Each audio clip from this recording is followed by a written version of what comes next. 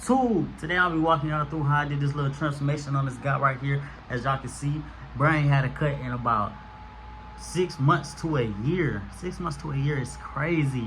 I would never go that long without a cut. But y'all tune in, y'all watch how I work.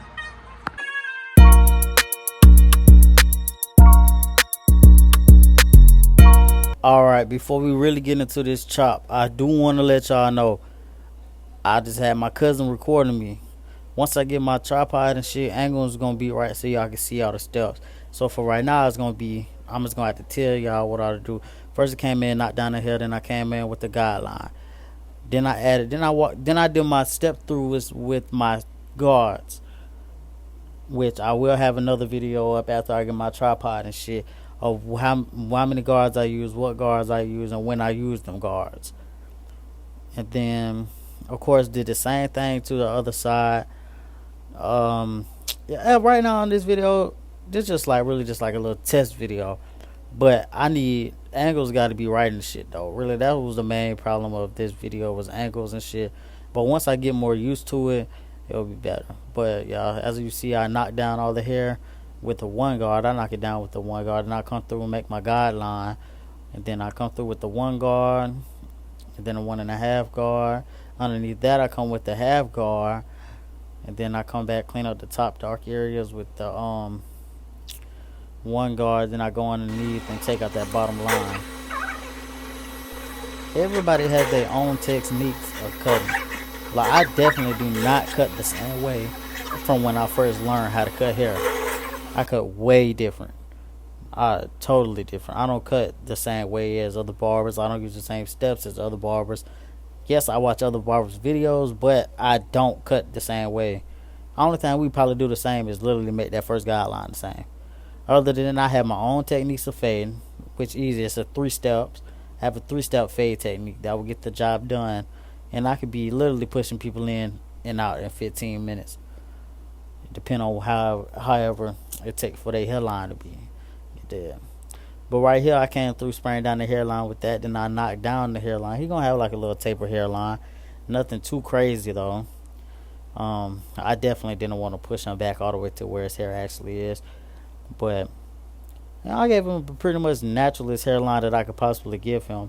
The reason why these clips right here aren't speed up is because hairlines are the cuts, so that's the most important part of a haircut. Right after the fade, literally, that's right after the fade.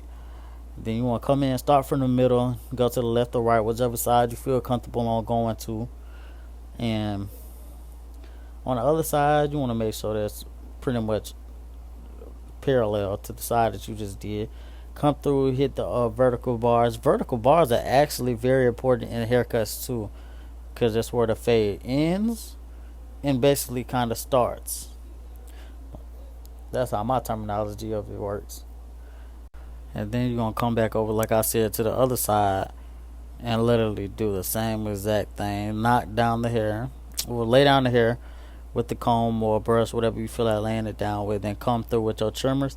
The reason why I use trimmers is because these are my more powerful ones. The other blade that's on my other ones aren't as sharp and zero gapped as these ones, which they both low-key kind of look similar. But the other one, I like using the other ones for my guidelines, because you don't want your guidelines to be too deep, too dark, too bald, because it's gonna be hard to get that line out later on when you start fading.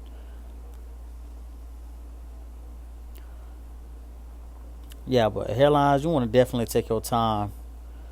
Like, literally pretty much the most time. You want to look at it, look in the mirrors, look at phones. The mirror's gonna always give you a different image of what you just cut or what you just did. And then I came through with my enhancement gun, my air compressor gun, lightly applying my enhancements, which are waterproof. So you can goddamn go jump in the pool, go eat some pussy. You're gonna be straight if you wet enough.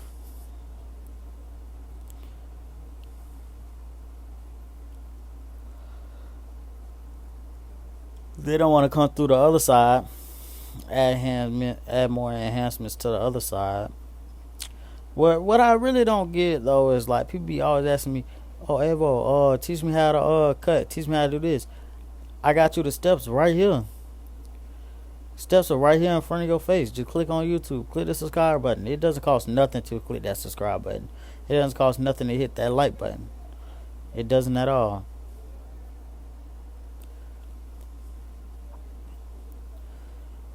Anyone hit the vertical bars with the enhancements also?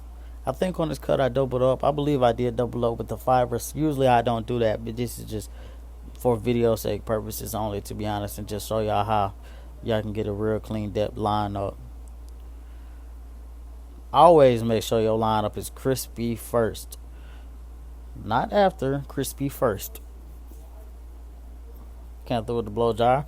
Hold down that semi-permanent.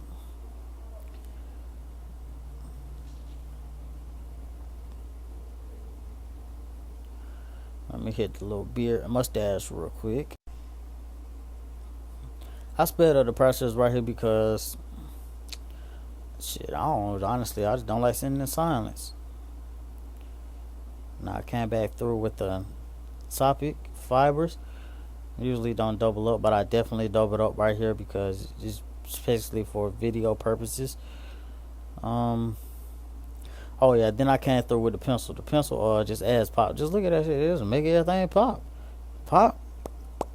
Shit like popcorn. Making shit pop. He was playing Fortnite, so I let his ass die. Yeah. Why his ass thought he was finna catch a dog. Then I came through with the razor, cleaned everything up. And then I had took out a lot of the clips, left a couple clips in just so I could get my, after videos. Me personally, I think the cut came out pretty nice. I mean, he hasn't had a cut in 6 months. From 6 months to being blessed by Crispy Life is amazing, man. I mean, you ain't nothing to complain about. And he's straight, man. Like, nigga he ain't got to worry about not getting no bitches with this cut. Because 9 times out of 10, if your man's come get a Crispy Life cut that night, he will be in some pussy. And if it ain't yours, don't be mad. It's the cut's fault.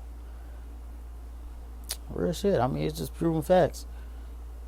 But yeah, here go the fade right here. Here go the cut right here. Look at the little angle of the cut. This how he walked in, man. Nigga walked in looking like a boom, nigga. A boom, you dig? Yeah, it's leaving like, I got 99 problems in a bitch ain't one. Look at the fade on the back, fade on the sides. Lined up real nice, man. Lock in. And if y'all have any more video ideas or do y'all want to be inside a YouTube video, just follow my IG, DM me, and let me know that y'all want to be inside a video, and I got y'all. Lock in.